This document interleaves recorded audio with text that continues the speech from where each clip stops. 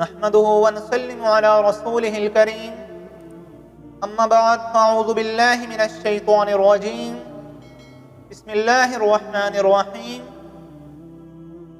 نبی کریم صلی اللہ علیہ وآلہ وسلم نے ارشاد فرمایا کہ جس شخص کی ایک نماز بھی فوت ہو گئی، ایک نماز بھی جس شخص کی فوت ہو گئی تو وہ شخص ایسا ہے کہ گویا اس کے گھر کے تمام لوگ، اس کے ماں باپ، اس کے بہن بھائی، اس کے بیوی بچے اور اس کے پاس جتنا بھی مال و دولت ہے وہ سب اس سے چھین لیا گیا۔ کیونکہ انسان جو نماز ضائع کرتا ہے وہ یا تو بیوی بچوں میں مشغول ہوتا ہے اس لیے نماز چھوڑ دیتا ہے، یا والدین کے ساتھ مصروف ہوتا ہے اس لیے نماز چھوڑ دیتا ہے، یا اپنے بہن بھائیوں کے ساتھ کسی کام میں مصروف ہوتا ہے اس لیے نماز کو چھوڑ دیتا ہے، یا وہ اپنے کاروبار میں مصروف ہوتا ہے، اپنی دکان میں مصروف ہوتا ہے، اپنے دفتر میں مصروف ہوتا ہے، وہ کوئی بھی کام کرتا ہے تو اس میں مصروف ہوتا ہے، اس وجہ سے نماز کو چھوڑ دیتا ہے۔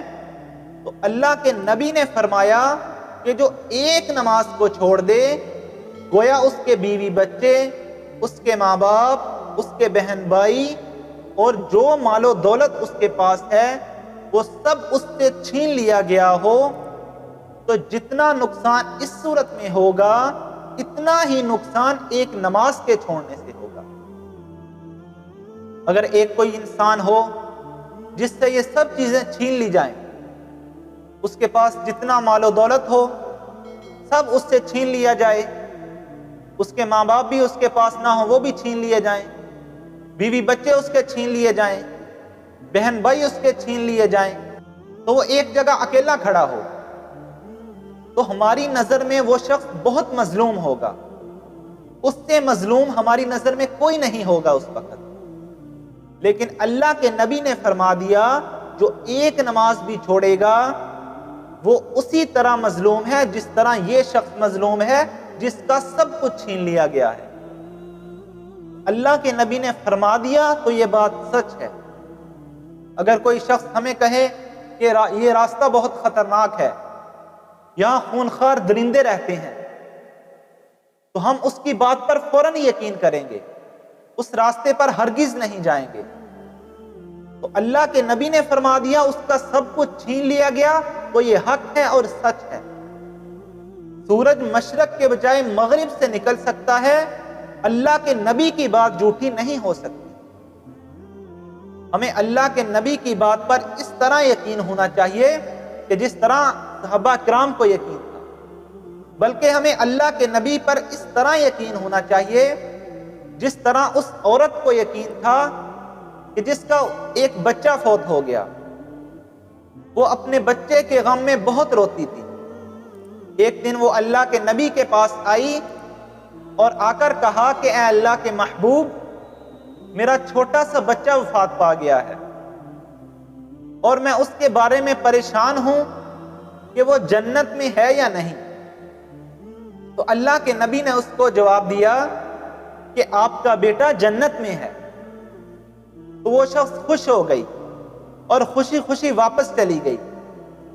جب وہ واپس گئی تو اللہ کے نبی نے اس کو بلایا اور کہا کہ اگر آپ کہو تو میں آپ کے بیٹے کو جنت میں دکھا سکتا ہوں، آپ اپنی آنکھوں سے اپنے بیٹے کو جنت میں دیکھ سکتی ہو۔ تو اس عورت نے بڑا خوبصورت جواب دیا، اس نے کہا کہ نہیں، میں اپنے بیٹے کو نہیں دیکھنا چاہتی۔ تو اس کے ساتھ جو عورتیں تھیں اس نے کہا تو کیوں نہیں دیکھنا چاہتی؟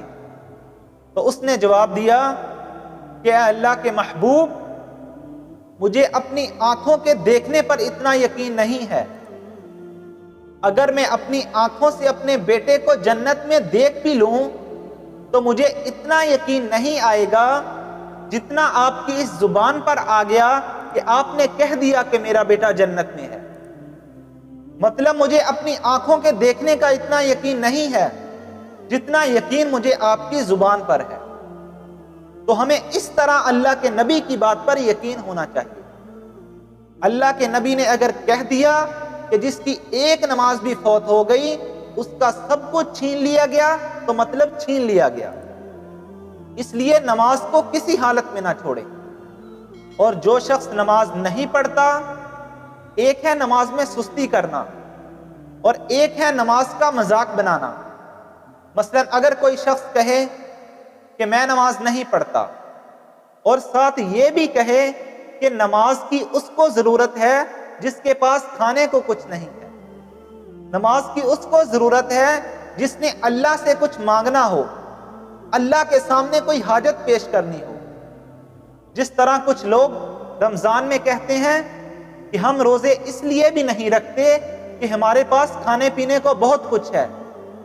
روزے وہ رکھتے ہیں جن کے پاس کھانے کو کچھ نہیں ہوتا، روزے وہ رکھتے ہیں جن کے پاس گندم ختم ہو گئی ہے۔ اسی طرح اگر کوئی شخص نماز کا مذاق اڑاتا ہے کہ نماز وہ پڑھتا ہے جس کے پاس کھانے کو کچھ نہیں ہے یا اس نے اللہ کے سامنے کوئی حاجت پیش کرنی ہے، تو اس شخص کے بارے میں 5 باتیں روایات میں آتی ہیں۔ اگر ایسا شخص بغیر توبہ کے فوت ہو جائے تو روایات میں آتا ہے کہ اس کو غسل نہ دیا جائے۔ اگر یہ بغیر توبہ کے اس دنیا سے چلا جائے تو اس کو غسل نہ دیا جائے۔ نمبر 2، اس کو کفن نہ پہنایا جائے۔ نمبر 3، اس کا نماز جنازہ نہ پڑھا جائے۔ نمبر 4، اس کے لیے مغفرت کی دعا نہ کی جائے۔ اور نمبر 5، اس کو مسلمانوں کے قبرستان میں دفن نہ کیا جائے۔ یہ کتنی بڑی وعید ہے۔ ہم چھوٹی سی بات پر کہہ دیتے ہیں میں نے نماز نہیں پڑھنی، مجھے یہ کام ہے، گویا کہ وہ کام ہم نماز سے زیادہ افضل سمجھتے ہیں، نماز کو کچھ سمجھتے ہی نہیں۔ بھائیو، مسلمان اور کافر کے درمیان فرق کرنے والی چیز ہی نماز ہے۔ اس لیے بھائیو، نماز کو کسی حال میں نہ چھوڑے۔ نماز نبی کریم صلی اللہ علیہ وسلم معراج پر گئے، اللہ نے یہ تحفہ دیا ہے۔ باقی جتنے بھی احکام ہیں اللہ نے اسی زمین پر نبی کریم صلی اللہ علیہ وسلم کو بتائے، لیکن نماز واحد وہ رکن ہے جو اللہ نے آسمانوں پہ بلا کر دیا ہے۔ تو نماز کو کبھی نہ چھوڑیں، کسی حال میں نہ چھوڑیں۔ اللہ سے دعا ہے کہ اللہ رب العزت ہم سب کو 5 وقت کی نماز تکبیر اولیٰ کے ساتھ مسجد میں نماز پڑھنے کی توفیق عطا فرمائے۔ اللہ ہم سب کو عمل کرنے کی توفیق عطا فرمائے۔